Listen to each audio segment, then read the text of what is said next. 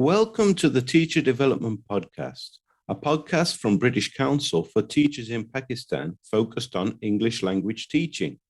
Each episode, we take a lesson plan from teachingenglish.org.uk and discuss how to make it work in the classroom. Here's a question. If it was possible to drive from the Earth to the Moon, traveling at 100 kilometers per hour, how long do you think it would take?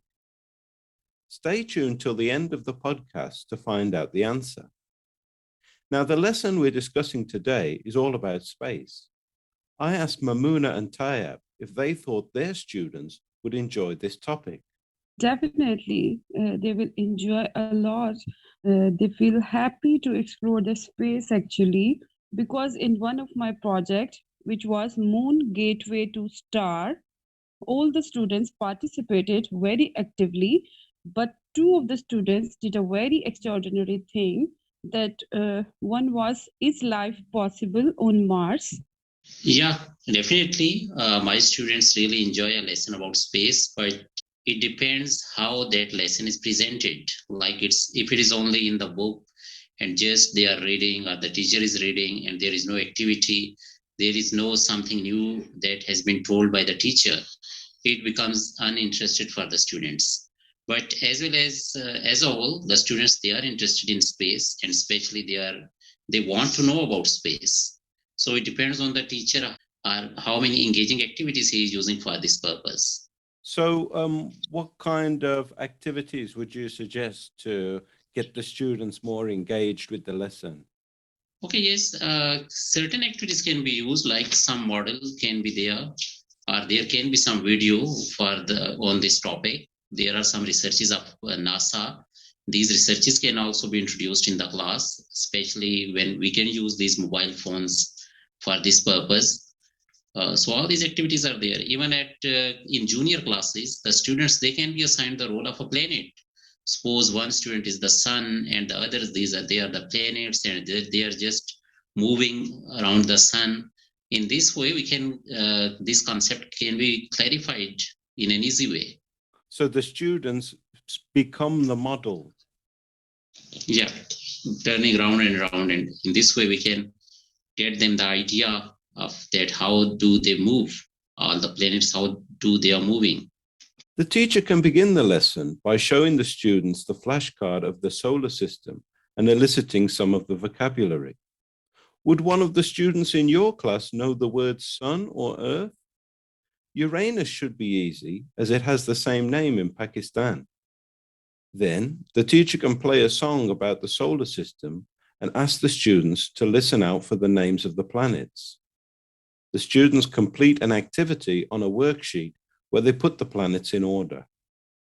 Now, most teachers use songs in their English classes, but are they just a fun time filler, or do they actually help the students in their learning? You know, I believe that kids learn a lot through poems, songs, and storytelling. So, most of the time, I teach through rhymes and songs. Sometimes I ask them to create parodies, and I give them some words and ask them to create their own songs by using these words. In one of my lesson, I was teaching the 6 core skills. I just divided them into groups and asked them to make the songs by using these core skills. I just remember the one song which was very much interesting. That was, if you're happy and you know it and you really want to show it, just clap your hands. But in this way, they just use the 6 core skills, which was communication and collaboration. And they say that if you are a good communicator, clap your hands. If you are a good collaborator, clap your hands. Yeah, songs, they really play a great role in learning, and especially at our primary level, like that is the start of the school, we are using these songs in the classes. And especially when we are teaching these verbs to the students, there is a song, like it's quite easy, like I am running in English, I am talking in English, I am jumping in English. So in the same way, we are introducing all these verbs, and the students, they are also jumping, they are just acting like I am eating, they are doing the act of eating, just showing. So this is the way, like at primary levels, these songs are used. Now, the next stage of the lesson is for the students to watch a video where two characters go on a tour of the solar system, although the teacher could read the story to the students if there isn't a way to play the media. There's another worksheet activity where students can complete sentences to check their understanding. Some of these sentences begin with there is or there are. It might be a good idea for the class to spend some time focusing on these constructions, as Tayyab explained. We are not having an equivalent in Urdu about this there is and there are. Like if we are saying that there are 10 students in the class, there is no translation of there in Urdu language. That's the way the students, they get confused. Why you are using this word there? What's the meaning of this there in Urdu? For example, in Urdu, we say that class mein 10 bacche hain. This is the translation of there are 10 students in the class. So there is no equivalent. Like we can say that students, these are the talaba. Okay. And in the class means kamra jamaat. But there is no meaning of in Urdu. So we have to tell them that it's a structure and you have to learn in the same way. Now, the next part of the lesson is really exciting. The students are going to create their own planet. They can draw the planet and write about its characteristics using the constructions that they've just learned. You might even put the planets together and end up with a whole new solar system in your classroom. But not all teachers have access to the same materials. I asked Tayyab and Mamouna if they had access to materials to do a craft activity like this. For this purpose, these disposable plates, they can be used.